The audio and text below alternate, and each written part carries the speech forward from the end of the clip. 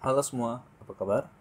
Pada video kali ini kita akan membuat Pagination API menggunakan Node.js. Di sini saya telah membuka text editor saya, yaitu Visual Studio Code, yang mana projectnya masih kosong.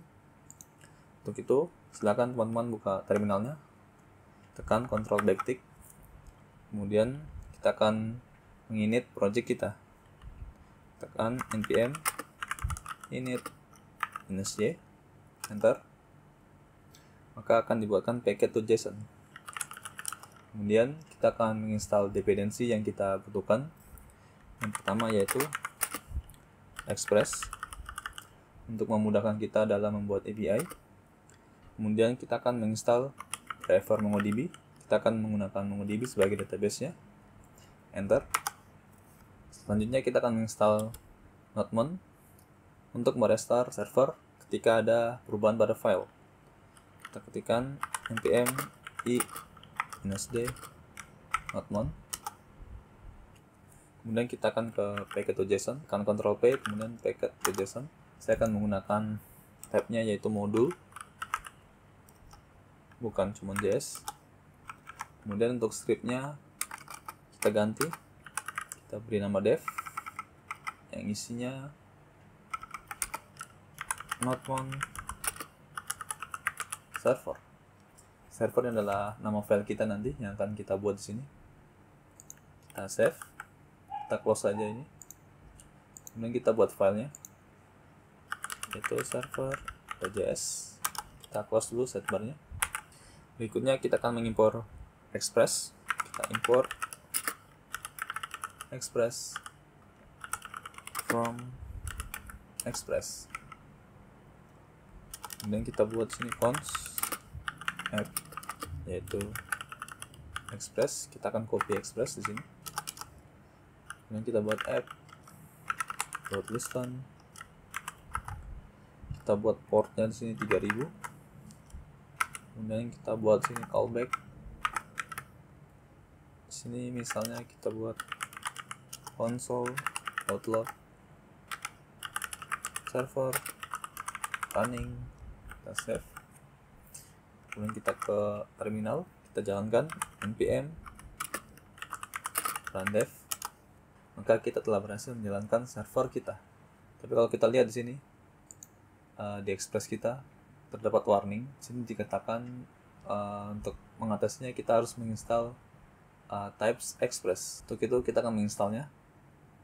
Kita klik plus, kita ketikkan npm install -d, itu add types Express. Kita enter. Oke, setelah selesai kita install, kalau kita lihat di sini, maka warningnya telah menghilang. Berikutnya kita akan membuat koneksi ke database, dan di sini saya tidak menunjukkan cara menginstal database ataupun menggunakan MongoDB Atlas. Kalian bisa mengunjungi websitenya ya.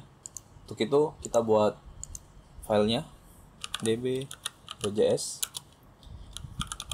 kita import Mongo client, kemudian kita buat instance-nya cons client new Mongo client. Kita berikan URL-nya.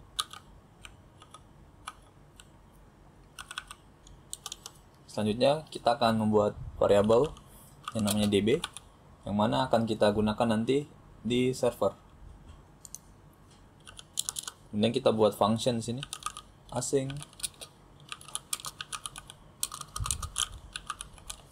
function. Kita beri nama connect db. Kita buat sini try catch. Kalau ada error kita throw saja. Kemudian di sini kita await client .connect. Kemudian kita akan mengisi datanya dulu ya, karena data collection masih kosong. Kita buat di sini db, yaitu client.db. Nama database-nya di sini namanya test, saya buat.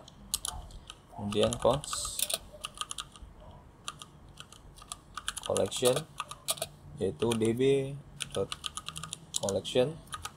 Nama collectionnya di sini namanya products, contohnya ya, saya menggunakan products sebagai collectionnya. Kemudian saya akan mengisinya, yaitu collection dot insert many. Kita buat di sini cons docs, yaitu array of object. Saya ingin isinya namanya m, value-nya produk 1, kita isi produk 2, 9. Kemudian di sini kita berikan docs, kemudian kita save dulu. Selanjutnya kita akan buat di sini function, kita export function get db. Kita buat di sini if, kita akan cek kalau db-nya kosong isinya, maka kita throw, kita buat aja connection failed, dan kalau berhasil kita return db. Kemudian kita buat sini export default, yaitu connect db, kita save, kita ke server, kemudian kita import connect db, dan kita jalankan di sini connect db, kita save, kemudian kita jalankan servernya pm undev. Sepertinya ada error db.js, jangan lupa kita pakai is module, kita save. Oke. Kalau kita lihat di sini refresh, maka datanya berhasil dimasukkan. Hal selanjutnya akan kita lakukan adalah kita akan membuat endpoint-nya. Sebelum kita membuat endpoint, kita hapus dulu insert data di db.js. Kita hapus dulu ini. Nah, kita melakukannya hanya sekali saja. Hapus. Oke, save. Kemudian kita kembali lagi ke server. Kita buat sini endpoint-nya. Kita buat app, metodenya get, kemudian nama endpoint-nya sini saya beri nama products, kemudian callback-nya sini kita berikan async karena akan ada operasi asinkronus. Untuk parameternya yaitu request dan response. Pertama kita akan menangkap query dari klien. Ada dua query, yaitu limit dan page. Untuk itu kita akan membuat variabel. Yang pertama const limit, yaitu request.query.limit. Kemudian kita copy saja, tekan alt shift bawah, kita akan ganti ini menjadi page. Kita tekan Ctrl D dan tekan page. Kemudian kita akan ubah tipe datanya jadi number, tekan plus di sini. Dengan begini limit dan page query-nya akan menjadi number. Kemudian kita akan membuat variabel lagi, const result, yang isinya objek. Ini akan yang kita kirim ke klien nanti. Kita buat sini res.status 200, kemudian kita kirim JSON, yaitu result. Kemudian kita akan membuat di sini skip untuk skip data dari database. Kita buat const skip, yaitu dalam kurung kita buat sini page kurang 1 kali limit. Kemudian kita akan koneksi ke database kita. Kita buat const db, yaitu get db auto import. Kemudian kita buat sini collection-nya const collection, yaitu db.collection. Nama collection-nya di sini adalah products. Dan kita akan get datanya. Kita buat di sini result, kita buat property namanya result, yang isinya await collection dot find. kemudian limit dari limit, kemudian skip. Kalau di SQL namanya offset, kalau di NoSQL namanya skip. Kemudian kita ubah ke array, itu array. Kalau kita lihat, save, kita akan coba, kita buat di sini file namanya test.http. Di sini saya menggunakan ekstensi namanya REST client. Kalian bisa menggunakannya.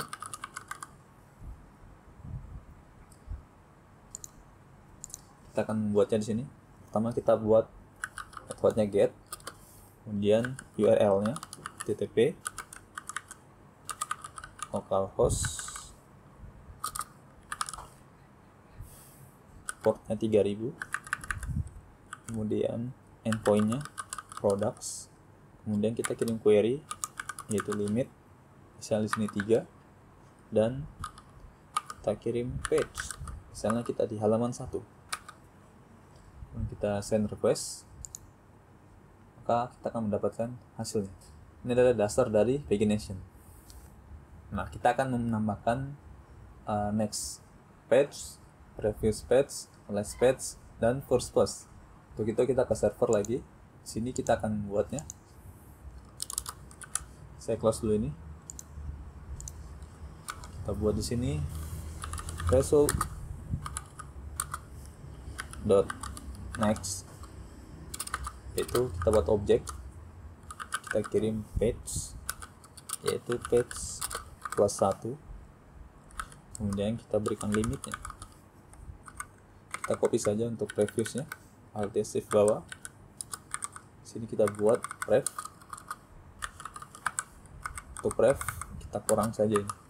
Kemudian untuk next page kita buat di sini result.last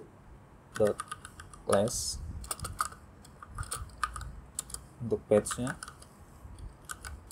Untuk last sendiri kita akan dapatkan dari jumlah datanya dan dari database.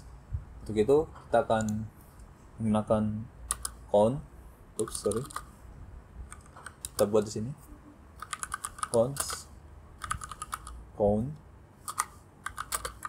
yaitu collection dot estimated document count, kita buat sini await, sini jangan lupa estimated. Nah, di sini kita akan menghitungnya, count bagi limit. Jangan lupa kita akan menggunakan net dot sale, kita akan membungkusnya. Kemudian kita buat di sini limit. Untuk first kita buat di sini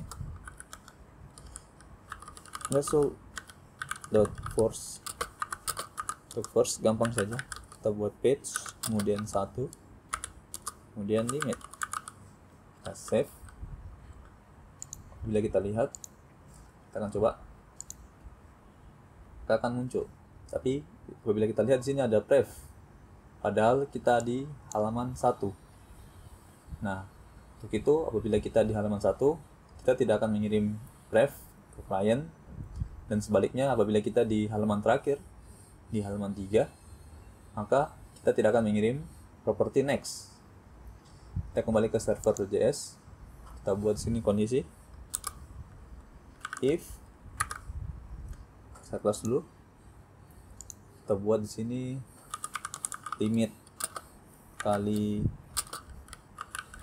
page itu kurang dari count jumlah datanya, maka jangan kirim. Kita alt shift atas, kemudian untuk prevnya kita buat sini if page-nya itu lebih dari 1, maka kita kirim. Save. Kemudian kita coba, kita tes, kita di halaman pertama, maka previous page tidak muncul. sesuai yang kita harapkan. Kalau kita ke halaman 2, kita send, maka akan muncul. Dan kemudian kita di halaman terakhir, seharusnya next page tidak muncul. Kita send request, maka tidak muncul. Dan kemudian apabila kalian ada endpoint lain yang membutuhkan pagination, sebaiknya kalian membuatnya sebagai middleware pagination-nya, supaya agar bisa digunakan di endpoint lain. Untuk itu, saya akan buat function di sini. Function pagination. Di sini kita akan berikan nama collection kita, name collection. Kemudian kita return, yaitu kita buat sini async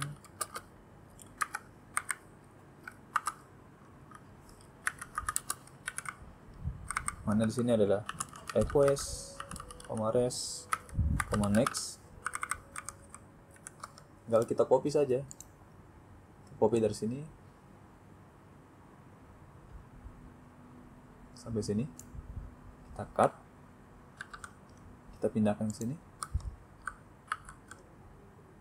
Dan di sini kita akan hapus, bukan secara statik lagi, tapi secara dinamik, yaitu name collection.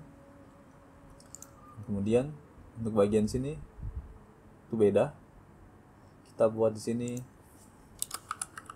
targets, yang mana apabila ada error kita res.status, yaitu 500. Kemudian kita kirim JSON, kita berikan di sini error.message. Dan kemudian di sini kita akan pindahkan ke atas. Di sini kita buat request, kita buat variable global request.result, yaitu result. Kemudian di sini kita buat next. Nah, dengan begini kita akan gunakan di sini. Kita buat di sini pagination. Kita kirim string, yaitu nama collection kita, yaitu products. Kita hapus asingnya. Kemudian di sini kita tangkap hasilnya. Kita hapus const result, yaitu request.result. Dan kita save. Bila kita coba, seharusnya sama saja. Kita send request, maka sama saja seperti kita buat sebelumnya. Kita tes lagi, page 1, kita send. Oke. Nah, dengan gini kita telah berhasil membuat API pagination kita. Nah, cukup sekian pada pertemuan kali ini. Semoga bermanfaat dan terima kasih.